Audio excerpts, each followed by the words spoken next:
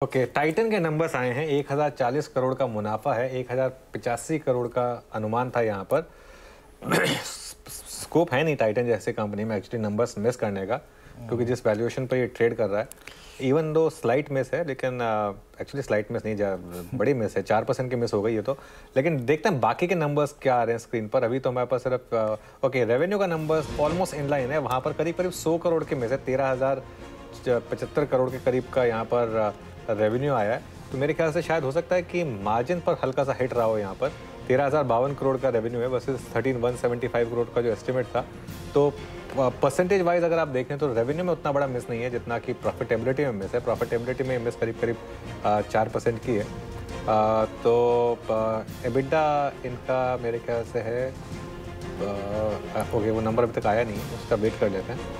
EBITDA और EBITDA margin वो important रहेगा, लेकिन रेवेन्यू और प्रॉफिट ये दो नंबर्स हैं।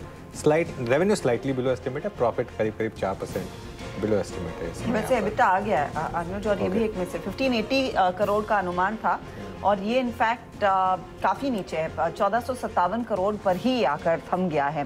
तो एबिटा लेवल पर भी एक खासा मिस। और मेरे ख्याल में जो आप मेंशन कर रहे थे मार्जिन्स एक्सपेक्टेशन था कि 12% के आसपास ही रहेंगे, लेकिन इस पर्टिकुलर एबिटा को देखकर लग रहा है कि मार्जिन्स में खासा हिट आया होगा। 11.3% के करीब है शायद मार्जिन्स, उसकी वजह से ये थोड़ा सा क्लियरली यहाँ पर एक इम्पैक्ट है।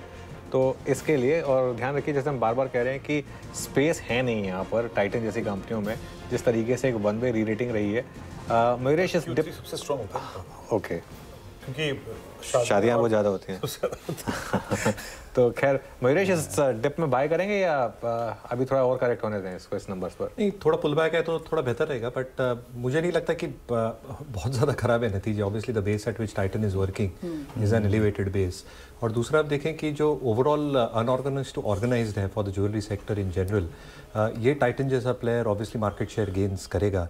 दूसरा जो वेडिंग ज्वेलरी में है, they are trying to make big foray into that अगले कुछ तिमाही में, वहाँ दिखेगा आपको।